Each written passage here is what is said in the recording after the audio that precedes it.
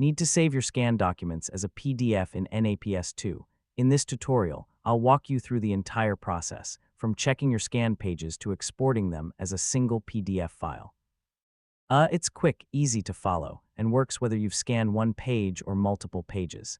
Before saving your file, take a moment to review each scan page. If anything looks out of place, you can rotate pages, rearrange their order, or delete pages you don't need. Making these adjustments now helps ensure your final PDF looks clean and professional. When everything looks the way you want, click the Save PDF button near the top of the NAPS2 window. This opens the Save dialog, where you'll choose a file name and decide where the PDF should be stored on your computer. Now enter a descriptive file name so it's easy to find later. Then choose the folder where you'd like to save it. You can save it to your Documents folder, desktop, an external drive, or anywhere else that's convenient for you.